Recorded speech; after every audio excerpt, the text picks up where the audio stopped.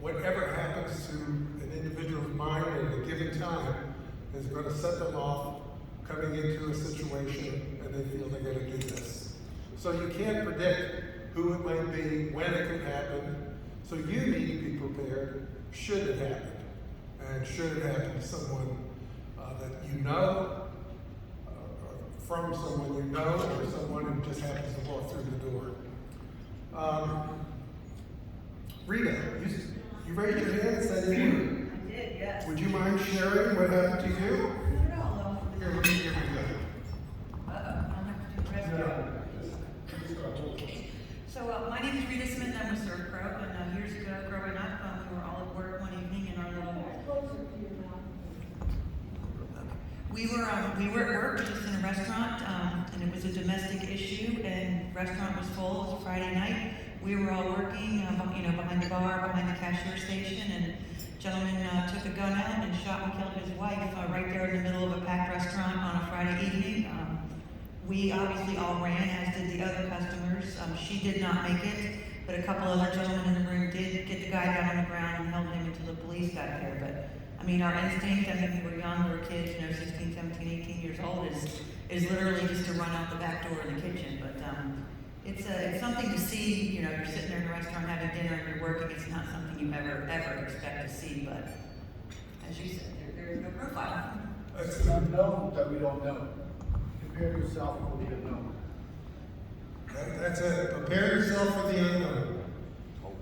And that's why we're here today. So let's review what we have done here. Run. When did we run? Let me reverse that question. When shouldn't you run? You run forward. When you can see him, then he can see you. Okay. Well, maybe you can see him, but he can't see you. Is that a good time to run? Maybe. It is a good maybe. It's a lot of judgment that's going to go on through this, isn't it? Have you a clear exit? Clear exit? A clear exit for sure. How about if in this room, right now? Not every building will offer you an exit. Know the building, the structure, where you are. Get to know the place where you visit. Yeah. Well, we're going to talk about that. But in this room, right now, have you thought about if something should happen, what you would do? Run out that door. Run out that door or that door. But it could be that door or that door. And you know where else it could be? It could be this wall. Because this wall moves, right? It would be probably the last resort because it's easier to go out the door. But it might be the quietest resort if you could pop the wall open and sneak through the hole in the wall. If you found out where to do that. I'm looking for a handle, I don't see the handle. How about hiding? Where would you hide in this room? Under the table, that's good. Any place else? Behind the screen. Well, he could shoot through the screen, but he could shoot under the table too. At least you're out of sight until you can at least gather your thoughts. But let's stick back to the run here. If there's an escape path, attempt to evacuate. That's the first thought. If there is a way out, take the way out. The last thing you want, though, is to be running down the hall and the guy shoots you in the back. So you need to be fully aware of where the shooter is, what the shooter's looking at, which direction he's looking at. But if you can find a clear path, take the path. Evacuate whether others agree or not. And why wouldn't somebody agree to evacuate? Scared to move? They could be frozen, right? What should you do? Try to talk them out of it? Yeah, you can grab them and shake them and try, but if they're going to stand there, you've got to protect yourself first, right? Timing game. Do you have enough time to escape? Yeah, do you have the time to escape? Leave your belongings behind. We kind of all know that one. Help others escape if possible. That kind of goes hand in hand with the evacuate others if you can. Prevent others from entering the area. So, we have a wait staff here. There may be something going on in the back of this room here wait staff with a tray of food, if you can, if you're in proximity, obviously, you're gonna block them to get them out. And then call 911 when you're safe. The next one is hide. When do we hide? Yeah. When you can't find an escape. Say again, somebody. When you can't run. When you can't run, hide. Yeah, that was well put. If you can't run away, find a place to hide. And like we said, you can go behind the screen here. You can get under the table. You can actually get behind this little table. That barrier there is not very much, but I'll bet you there's a little person in here who can hide behind that podium up there. But you need to hide if you can, and you can't get out. You need to find a way.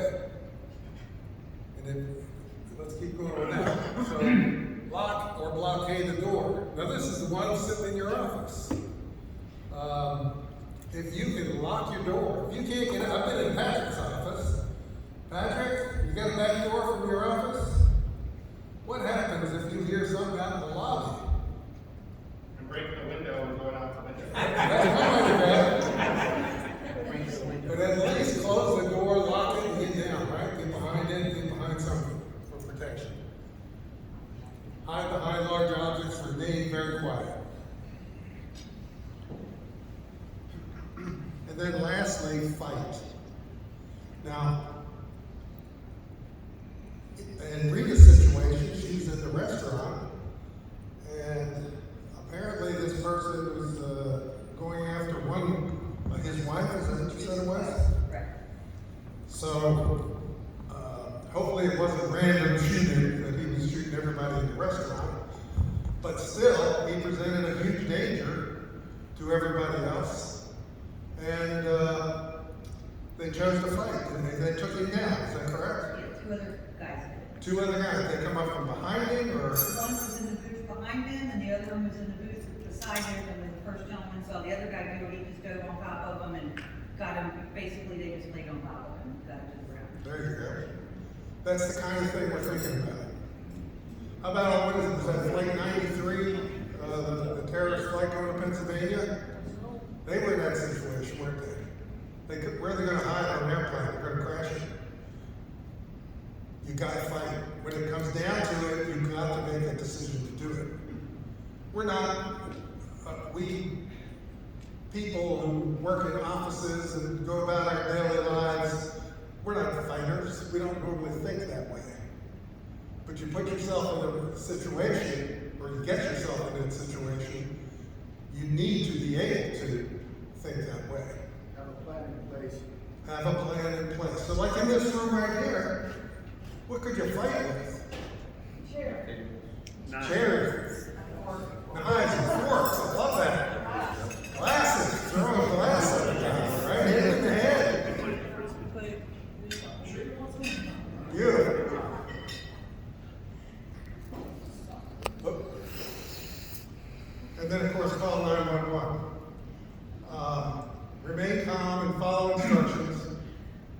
Keep your hands visible at all times. You know, police, when they come into a situation, they're watching your hands.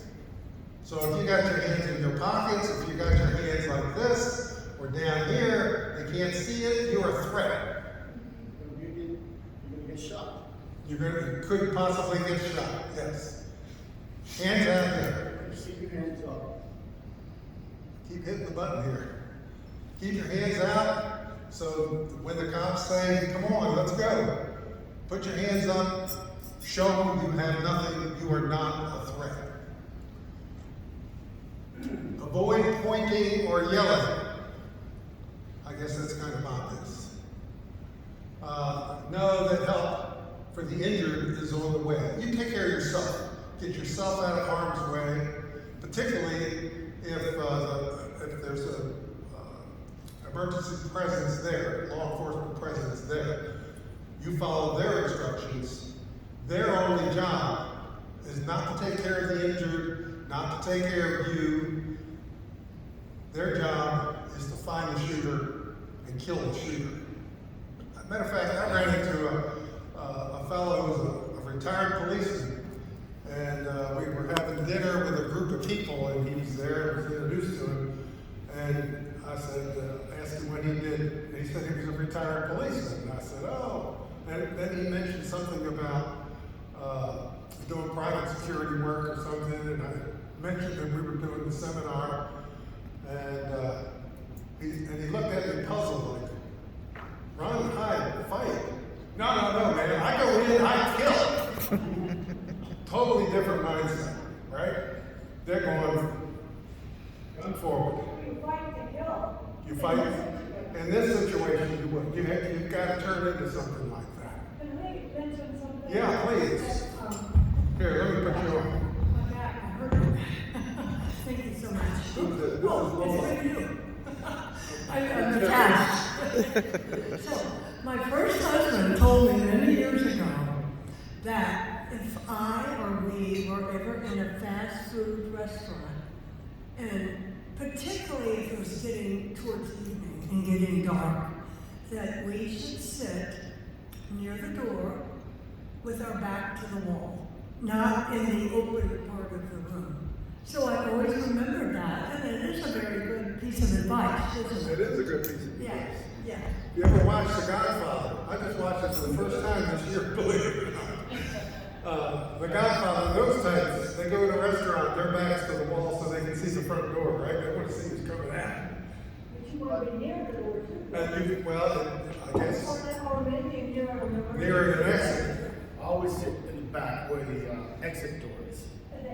Correct. Shooter would come in front. When you hear the shooter come through, that's the place you want to exit to. Knowing where you're going to exit. It's very important. Beautiful. Thank you, Lola. Okay, what's next? So what do we do about this? I mean, it's fine to what we saw the video. We have a understanding of what we're supposed to do. But how about down the road, 2 weeks, 3 weeks, a month, a year from now? Are you going to remember what to do? You know, we're going to talk about this in a minute. But the first thing is to have a plan. I think Cassie brought it up. You've got to have a plan, particularly for your businesses and your office. What should you do for various emergencies? We're talking about active shooter today, but you have other emergencies too. What happens if there's a fire? What happens if there's a robbery? What happens if somebody gets deathly sick? To have a plan, have a phone number handy, etc. I'm suggesting we keep the plan simple in this case. We don't need a lot of complicated rules to follow. I think run, hide, fight is a pretty good overall plan. But there are some specifics we need to think about and keep in our minds and prepare for. Make your plan specific to your site is another thing. Include employees in the planning process. If you just have this information yourself and you got an office of 5, 10, 20 people, that's not going to do any good. You want everybody to do the plan so we all know what to do. And then you need to rehearse the plan and train your employees for a survival mindset, just like we've been talking. Because it is up to you to survive for yourself. And each person is responsible for that. I think I had a note here. I have a question. Yes. Are school children taught these principles that you're mentioning, either public or private? Are you aware of any of that? I'm not aware of it. Are you concerned? No. Because school children should know this. Yeah, I know the colleges, I think the universities do have a plan. The university usually have a concealed weapon student. They're allowed to assess the situation, and they'll go from the situation, whatever the situation is. So they do have students. Elementary age. No. Wait a minute, let me get the.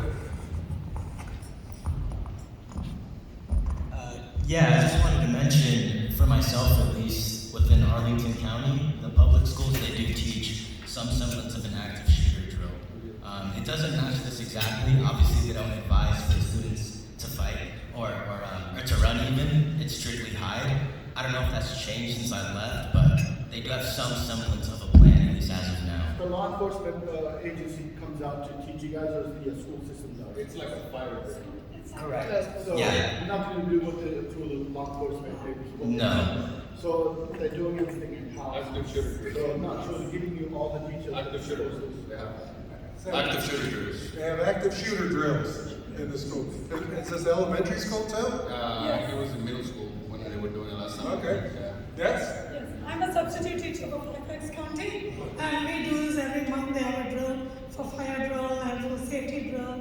So the staff goes and gets trained, and they come and say how we should follow it. They lock the door, they close the window, and they tell all the kids to sit against the wall and remain So what they're silent. doing, they're trapping the kids in the room? Yes. When they lock the windows? But It's everything the is wrong thing you locked. can do.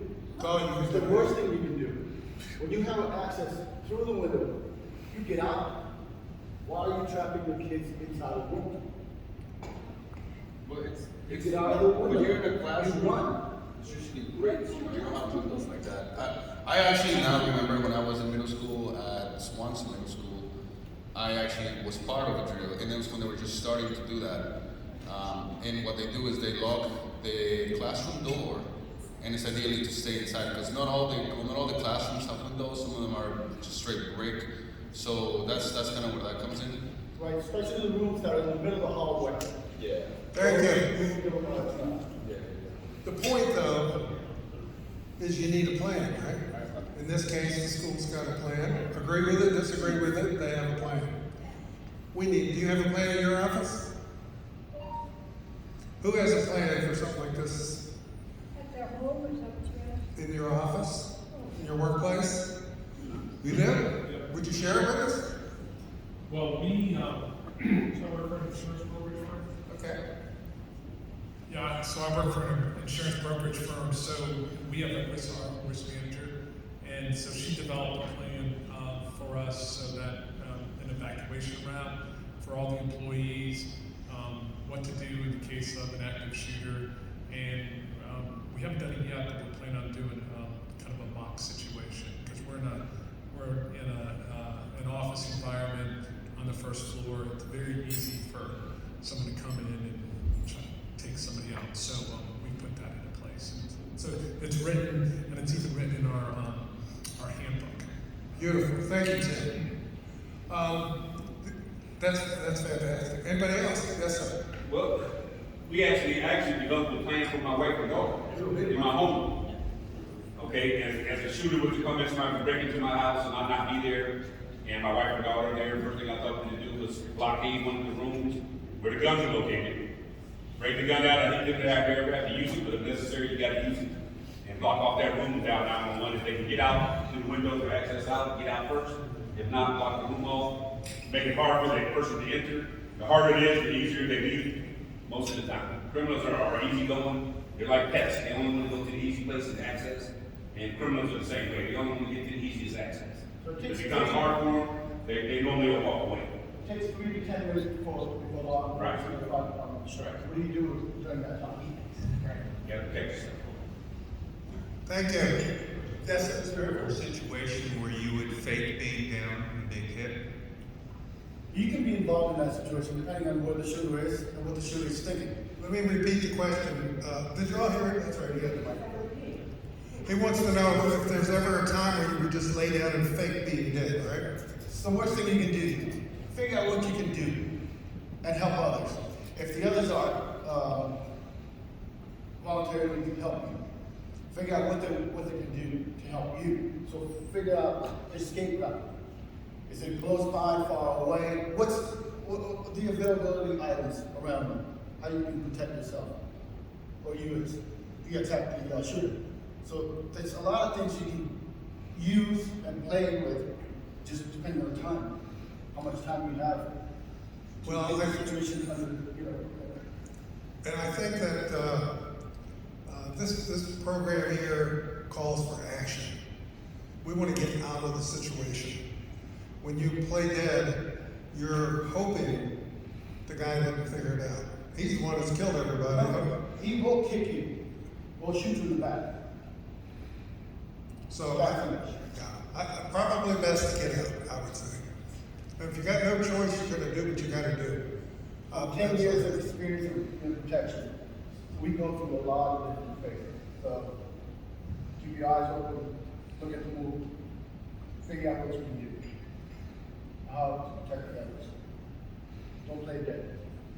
Okay, to start with a floor plan, just a simple floor plan. Make sure, with a simple emergency plan, make sure you know your building. You know where the exits are. You know where the hiding places are. You know if the guy comes in the front door, you go out which door, like we just kind of went through in this room here. Which door will we go? If we can't get out, where can we hide? That type of thing. What weapons are at hand? That's a plan. And you could put things in your office for the intentional purpose of using as a weapon in a what-if situation. And it could be a beautiful piece of art standing in the corner, but it could be a hell of a weapon to bash somebody in the face with, you know what I mean? So it's all part of the plan.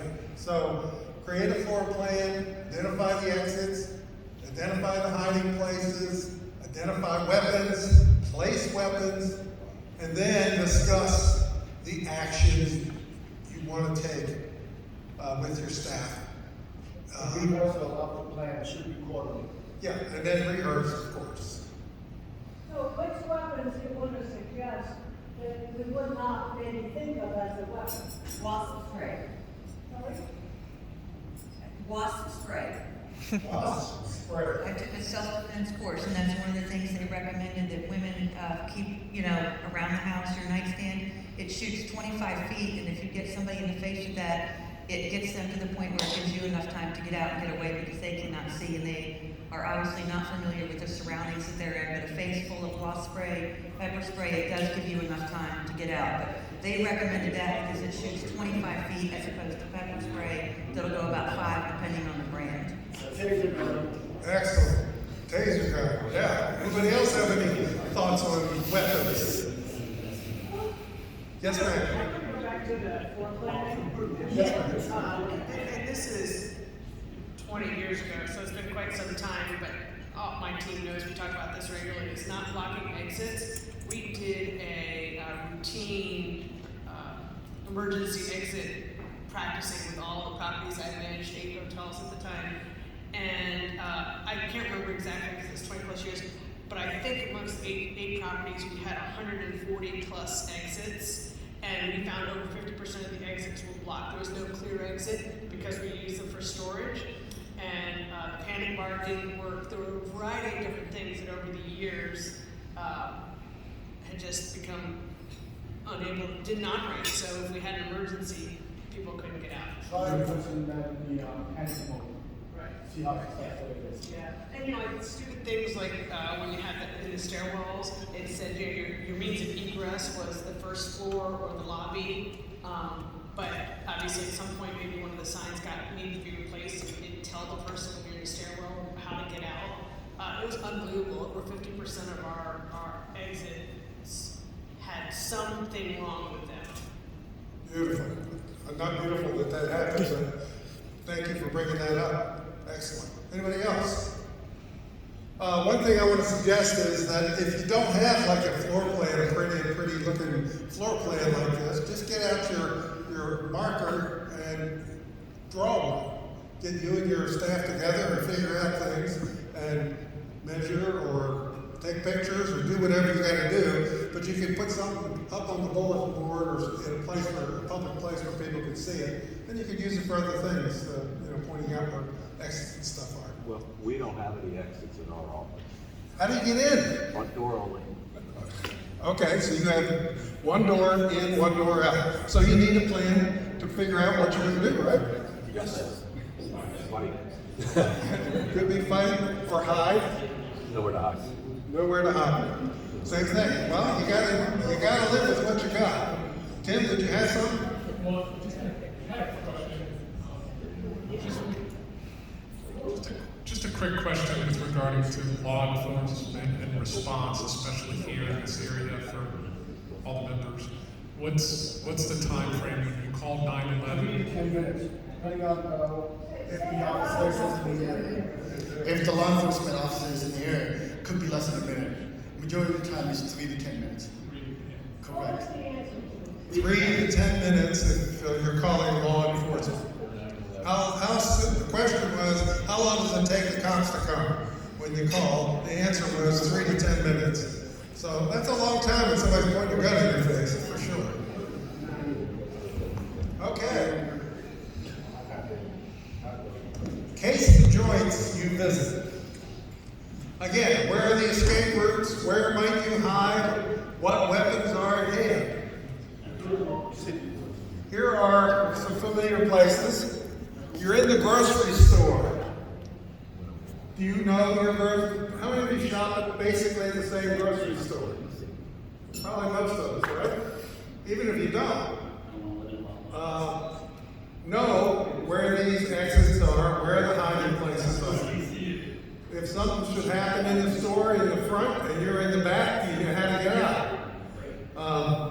You probably use the restroom in the store. There's always a way back through the restroom and out the back door to the loading dock to get out, right?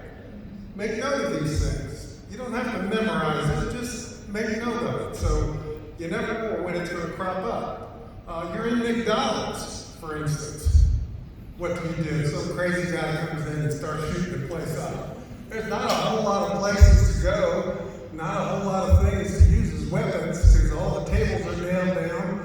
But if there is a chair that you could throw, try to figure out where they are. If you go to a particular fast food place, use McDonald's in this case, but whatever place you go to, you just want to be conscientious about where things are. You want to know what your options are should you need to use them. Panera Bread. We all go to Panera Bread for meetings and coffee and who knows what, lunch and dinner.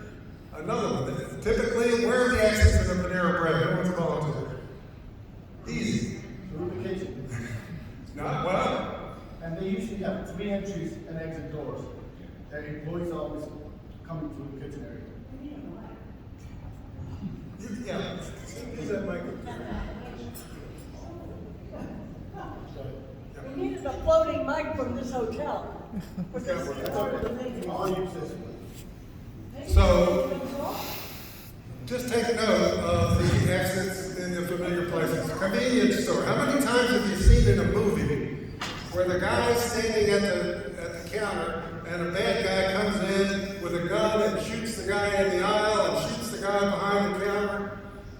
Do you go into convenience stores? Have you been into a 7-Eleven? Figure it out. Be aware. Where should you be for very long, I guess? And again, just be conscious of it. Now, we talked about a lot of stuff here. You saw the movie, run, hide, fight. Those are the 3 biggies.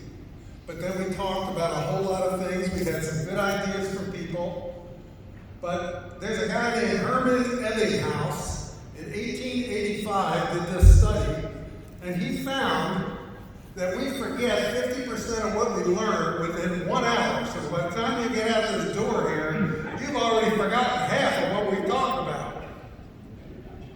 And 70% within 24 hours. The point here is, sitting in a seminar like this, getting this information is good. It's a start, but it's not the end. You need to take action. And here is, well, let me see here. First off, I want to show you another video. But before we do so, our brains set aside information not being used. For instance, our brains have to keep track of a million little things like, what is your foot doing on the floor while you're eating and listening to this blabbermouth in the front of the room? Your brain is keeping track of all this traffic, these signals going back and forth. Is there an active shooter anywhere nearby? No. And 3 hours from there, will there be an active shooter? Hopefully not. So what's going to happen with that information? It's going to be push back, push back, push back. Our brain does that because it's working on other things, like making sure you're not tripping and falling while walking down the street. So we need to be aware of what we can forget. So I'm going to show you a video, and here are the rules. I want you to count how many times the players wearing white, it's important that you count the ones wearing white pass the basketball, okay? Let's see if we can find this one here. For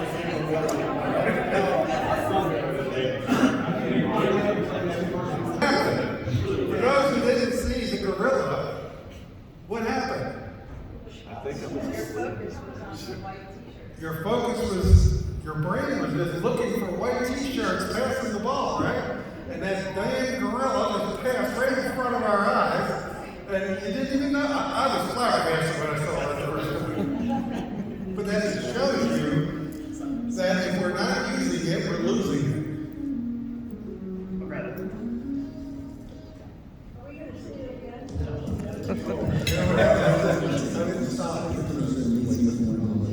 You want to see it again?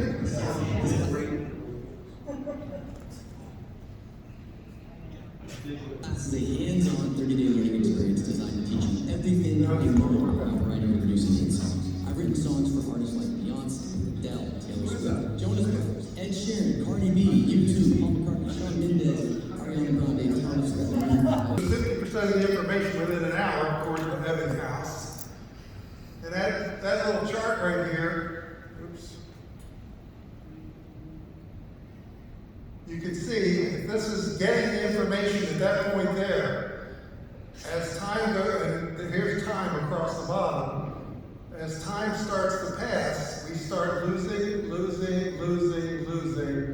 and somewhere in here, within an hour, we supposedly forget half of what we just learned. What is the solution? The solution is a booster event. So in other words, we did this today, and maybe if you did it tomorrow, you would maybe gain this much information, memorized. And if you did it over and over and over again, you begin to retain this information, and it becomes a part of who you are and how you think and what you do. So the answer really is training and rehearsal, or training and retraining. Just rehearsing what you learned, right? You learned something today, and then you do it over and over again. And have a plan in place where it's visible for daily. So your employees, your managers, whoever is coming and going, they're looking at that plan. I mean, you guys, every building has a buck lobby. That's one of the greatest places where you can make a point of that's where it needs to go, so everybody sees it. Yep. So situational awareness. Now, we've been talking a lot about this. We're probably going to be pretty good at this. But what I want you to do is I want you to put yourself in a place that you're familiar with, probably most likely familiar with. And I want you to close your eyes, and I want you to imagine yourself in this place. The first place is Dunkin' Donuts. We all been to Dunkin' Donuts. You're standing at the counter. See yourself there, standing at the counter, waiting in line maybe, paying your money to the cashier. A gunman appears and starts shooting. No, Patrick just fell off. We lost Patrick.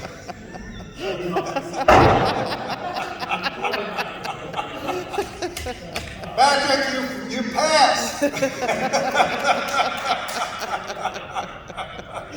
Beautiful. you're not hit in this case. What do you do, sir? Well, you are not standing at the counter, the gun is shooting, and you're not hit. I'm gonna run. I guess to the back. Have you been to Dunkin' Donuts? I have, that's why I'm trying to figure out what all I see is the donuts. I don't see a bag away, so there's really no place to run. Okay, what do you do? Donuts, that's all I know. That's the only thing I can think of. If you can't run, Fight. I can't hide. I mean, it's still the donuts. It's like, so your solution is to fight. I'm trying to incapacitate that. That's the only thing I can think of because the Dunkin' Donuts is not, it's just, Many of the retail shops do not offer the doors. Try, next time when you go, take a little route in the back of the building. You will see 3 doors in the entire building, in the back of the building. Majority of the deliveries come through the front door, especially Dunkin' Donut and other small businesses. Thanks, Cassandra. Thank you, Larry. Anybody else have any ideas? What would you do in Dunkin' Donuts? Noreen? Jump over the counter. Jump over the counter.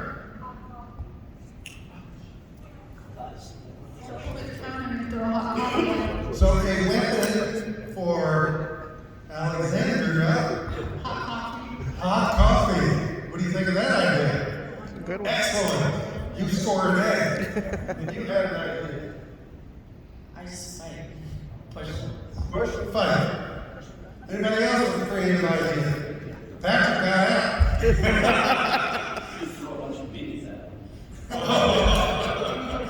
I'm not going to say that. You said that. He can throw a bunch of things at him. Okay. Let's do another one. You're in your office. Close your eyes. You're sitting at your office desk, interviewing a new hire. You're there talking, person sitting next to you or across from you, however you're arranged. You hear 3 loud bangs in your life. What was that? You wonder, was it gunshots? First question, does it matter at this point? How do you react to the situation? How do you react? Jared. Hi. What's your office like? One exit. At the front, one door in? Okay. So where would you hide? Under the desk. Under the desk. Somebody else have an office different than that? We all have, okay. This is Hey, I'm Erica. Erica. So I also only have one door to my office, but it's right next to the exit down to the warehouse. So I just go down. Beautiful. She has a way out. So if you can't run, hiding under the desk is good. Any other places you would hide in your office? If you have a glass office. Let's get this. This is good. So if you have a glass office and you're pretty much in an aquarium, everybody sees you before you see them. What do you do? So you're telling me you cannot hide? How about under the desk? Still see you under the desk. The question is, are you on the first floor or second floor? So if you can't run, to break the window, you exit. If you're in the middle, you figure out which way to go. See, that's why we train our managers to inform others. Figure out the route, the layout, the floor plan. You must know the floor plan. Visualize the floor plan and use it for your benefit. thank you. All right, one last one. You're in the library. You are kneeling on the floor in the reference book section. You look up to see a gunman walking towards you. He sees you. What do you do? I would run as fast as I could at that point. Where can you run in this reference section of a library? Around the corner to the next. Okay, you run around the corner. I like it. Throwing books on the book stands on the shelf. Start throwing books. There are book stands on the shelf. I like it. And never run straight. Zigzag. Zigzag. I like it. Anybody else? No, I remember the active shooter in DC before it to run zigzag. Naval Academy? No, the one, what was it, 2002 when the sniper.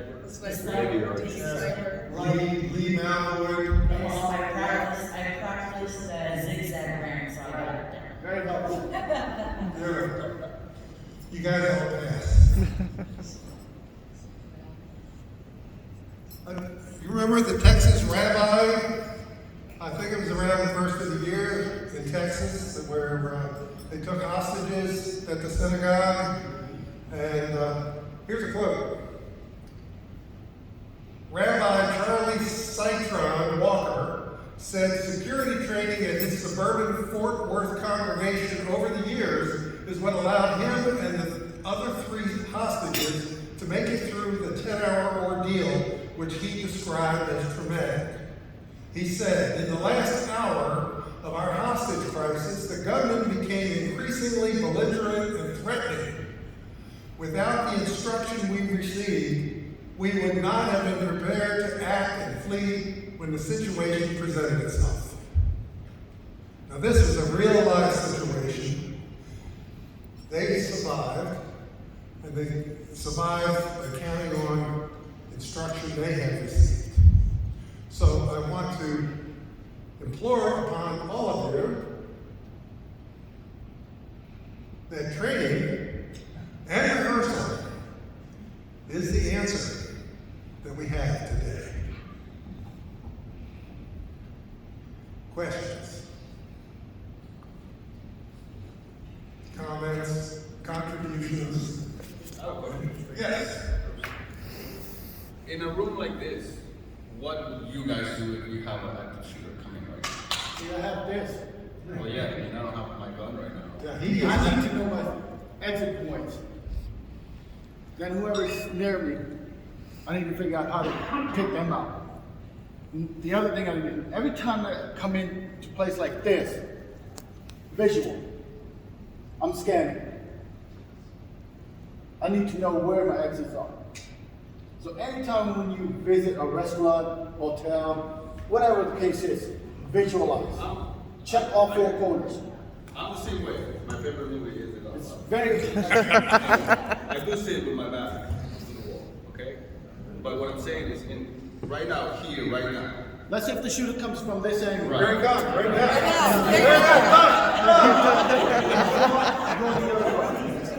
good. You move quick. The panic word needs to be out of your mouth. No, I mean, People will panic. They'll just go right. Get on your knees, crawl. Find the next exit. Go in that direction. If there is nothing, find something to block. So it all That's what you have to work right on. Right. If somebody's coming to that, I'm going that direction. Right away. Thank you. Nina. But now the doors are closed, so how do you know where the gunman is outside to allow him to do it? Well, not knowing where the gunman is coming from, you gotta prepare yourself, alert. You gotta stay focused. Very important. You can't be lazy. So every time you come into a building, know where you are. Very important.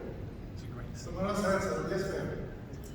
I'm going back, I'm a Boy Scout mom, and when we would work with our scouts, there are a lot of things that we were taught that we could try to implore upon our kids, like having my Find My Phone on, sharing your location with people, letting them know what your schedule is. A lot of people like to keep where they are, what they're doing very private, but when you do let people know, in the event that there is something that one of the things that we were always talking about, how many boys do you have with you? How many people in your car? How many adults in your car?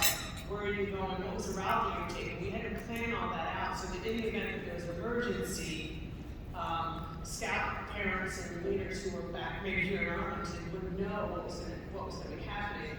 And we just probably translate some of that to today too. Knowing where you are, letting the people who care about you know, so that in the event that something happened in here, they could, they would go say, okay, well here I know that there's 6 FIMAR employees here, and I know that there are 13 each range people, and this, that, and that thing, and then it might help the law enforcement determine how to handle. It's the mindset of the individual that you got to play with. Right on the situation. I have a question. You said the mindset of the No, you got to survive. So you need to figure out what do you got in